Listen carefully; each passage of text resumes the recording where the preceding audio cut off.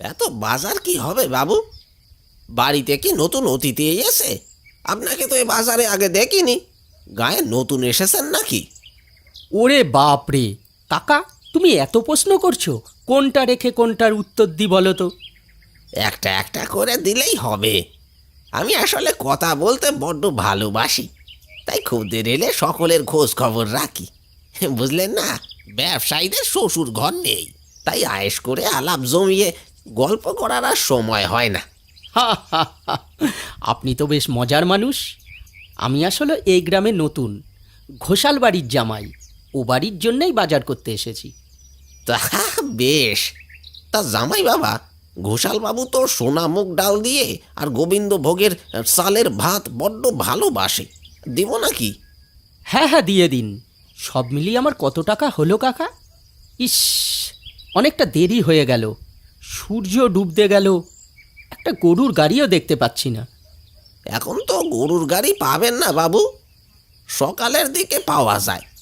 তারপর আকাশে বেজায় মেঘ করেছে। বলি, আপনি একা যেতে পারবেন তো? হ্যাঁ হ্যাঁ, এ আর এমন কি? কিন্তু পথে যদি কোনো বিপদ হয়? ও, আমি ঠিক সামলে নেব। এ এই যে টাকাগুলো, আমি চলি।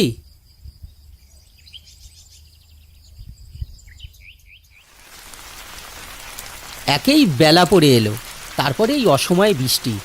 ইস, কি যে করি! এই বৃষ্টি মাথায় পড়লে নির্ঘাত অসুখ করবে। শ্বশুরবাড়িতে প্রথম বেড়াতে এসেই অসুস্থ হলে লোকে কি বলবে? কিন্তু মাথার উপর একটা ছাউনি তো চাই। আরে, ওই তো দূরে একটা বড় গাছ, ওখানে একটু আশ্রয় নিই। বৃষ্টি কমলে না হয় যাব তারপর।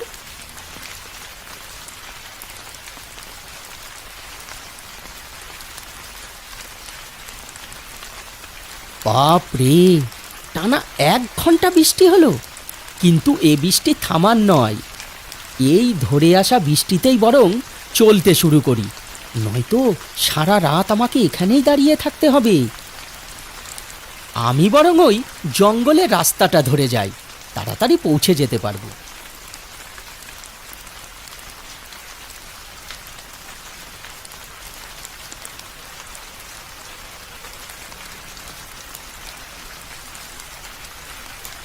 ইস, এত গভীর জঙ্গল, কোথাও কেউ নেই।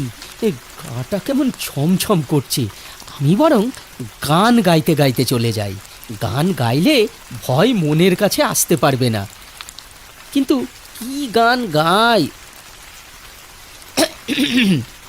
গলাটা একটু সেরে নি।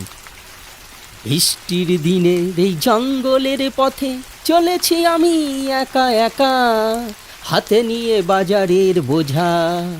আধারের এই পথ পেরোবে একা একা, কে হবে সঙ্গী আমার, কে দেবে দেখা? ও রে, চলেছি আমি একা একা। না, একেই হাতে ভারী বোঝা, তার উপর কিছু খাওয়াই হয়নি। যেমন খিদে পেয়েছে তেমনি তৃষ্ণা। ইস, কোথাও যদি একটু পানি পেতাম। না না, দ্রুত পা চালাই। আমি ঘরে গিয়েই খাবার খাবো, তারপর বিশ্রাম নেব। এখন তো মনে হচ্ছে এই জঙ্গল দিয়ে আসা আমার একদম উচিত হয়নি।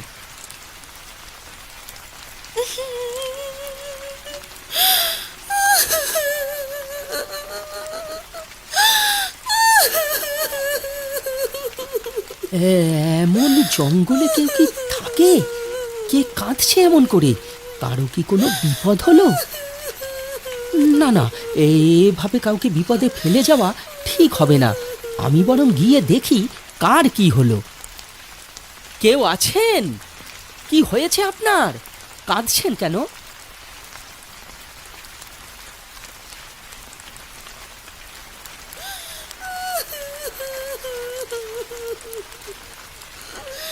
আপনি কাঁদছেন কেন? কে মারা গেছে? উনি আমার স্বামী। এই মৃতদেহ নিয়ে আপনি একা গভীর বনে কাঁদছেন? ওনাকে তো দাফন করা উচিত।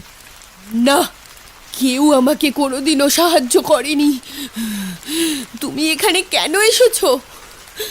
ভালো চাও তো চলে যাও, একা ছেড়ে দাও আমাকে। আপনি একা একটি মেয়ে মৃতদেহ নিয়ে থাকবেন? আমি কি আপনাকে কোনো সাহায্য করতে পারি? কেন বিরক্ত করছো আমাকে? আমার কারো সাহায্যের প্রয়োজন নেই। যখন প্রয়োজন ছিল তখন কেউ এগিয়ে আসেনি, আর এখন এসেছো করুণা দেখাতে? যাও যাও, চলে যাও। আজব তো, কেউ সাহায্য করতে এলে তাকে এমন করে তাড়িয়ে দিতে হয়। শোকে কি ওনার মাথা খারাপ হয়ে গেছে? কিন্তু আমি এখন কি করব? চলে যাব।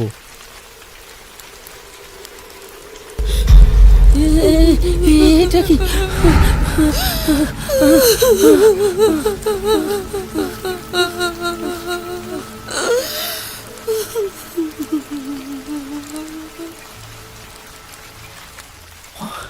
অনেকটা ছুটে এসেছি। আমি কি দেখলাম? না না, আমি এই কান্নার শব্দ আর শুনতে চাই না। আমাকে দ্রুত এখান থেকে ঘরে ফিরে যেতে হবে। ওই তো দূরে একটা আলো দেখা যাচ্ছে। আমি বরং তার কাছে সাহায্য চাই। একটা আলো হাতে নিয়ে বাকি পথ ঠিক আমি চলে যেতে পারবো।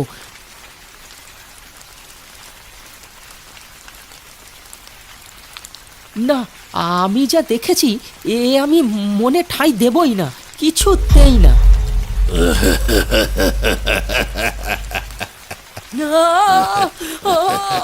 আমায় যেতে দাও, আমায় যেতে দাও।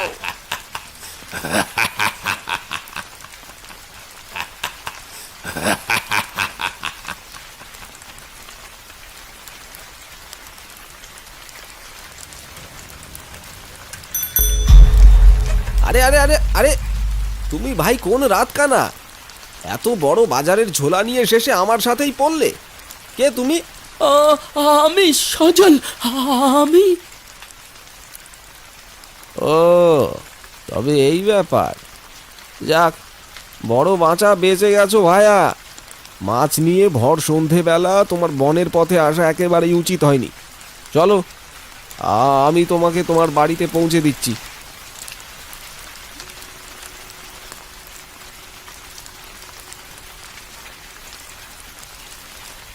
আপনাকে অনেক ধন্যবাদ ভাই, কিন্তু আমি জানতে চাই ওরা কারা? ওরা কেন আমার সাথে এমন করলো? মন থেকে খারাপ সব ঘটনা মুছে ফেলতে হয়। তুমি এখন যাও, আমিও ঘরে ফিরে যাই। আপনি আমাকে যতক্ষণ না সব খুলে বলবেন, আমি ততক্ষণ এখান থেকে এক পাও নড়ব না।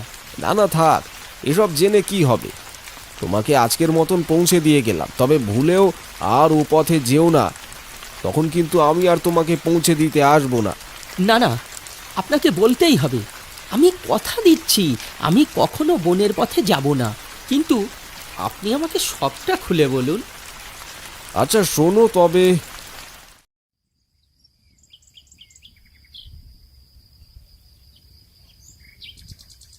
ওগো, আজ 4টে দিন ধরে পানি ছাড়া তো কিছুই পেটে পড়েনি। তুমি যাও, কিছু খাবার নিয়ে আসো। আমি আর খিদে তো সহ্য করতে পারছি না। কোথায় টাকা পাবো বউ? আমার হাতে কোনো টাকা নেই, কাজও নেই। দোকানি বাকিতে খাবার দেবে না। কি করব আমি? কেমন করে আনবো খাবার? তুমি একটু দেখো না গো, যদি কিছু করা যায়। তুমি ঘরে থেকো, আমি একটু এগিয়ে গিয়ে দেখি।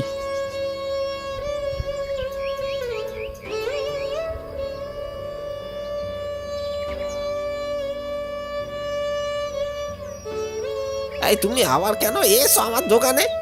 যাও, চলে যাও। তোমাকে আমার দোকানে দেখলে আমারও তোমার মতো এক ঘরে হতে হবে। এক ঘরে? আমার কিসের দোষ হয়েছে শুনি? কেন সকলে আমাকে এক ঘরে করে দিচ্ছ? আমি এক ঘরে করার কে? জোয়ারদারের সাথে বেয়াদবি করেছিস তুই, তাই তো তোকে এক ঘরে করেছে। যা এখন। মজুরি চাওয়া যদি তক্ক করা হয় আর তার শাস্তি যদি এক ঘরে হয়, তাহলে আমার মতন গরিবের বেঁচে থেকে কি লাভ? তা আমি কি জানি। ওগো, ওগো, তুমি ফিরে এসো। আমরা আর ও গায়ে থাকবো না। আমি আমি আর খাবারও চাইবো না, তুমি ফিরে এসো গো, ফিরে এসো, তুমি ফিরে এসো। আহা, এত কান্নাকাটি করো না হাবুর বউ। তুমি দিন থাকতে তোমার স্বামীর লাশ নিয়ে এই গ্রাম ছেড়ে চলে যাও। অপঘাতে ট্রেনে মাথা দিয়ে মরেছে, ওর দাফন আমাদের গ্রামে হবে না। যাও যাও, চলে যাও। আপনাকে এতক্ষণ যেই হাবুর গল্প বললাম সেই হাবু অন্য কেউ নয়, বরং আপনার সামনে আমি সেই হাবু দাঁড়িয়ে আছি। আমাকে আপনি জীবিত দেখলেও আমি এখন আর বেঁচে নেই। আমি চলে গিয়েছি এই কঠিন পৃথিবী ত্যাগ করে। হাবুর কথা শুনে সজল একটুও ভয় পেল না, বরং সে অবাক হয়ে হাবুর কাছে জিজ্ঞেস করল, খুব অন্যায় হয়েছে আপনাদের সাথে। তারপর আপনার স্ত্রীর কি হলো? আমার লাশ নিয়ে ও নদীতে ঝাঁপ দিয়ে মারা গেছে। আমার পরিবার শেষ হয়েছে আপনার শ্বশুর বাড়ির লোকেদের জন্য। আজ আপনাকে শেষ করে দিতে পারতাম, কিন্তু আমরা কখনো কারোর পরিবার শেষ করে তাদের দুঃখ দিতে পারি না। আপনারা সুখে থাকবেন। বিদায়।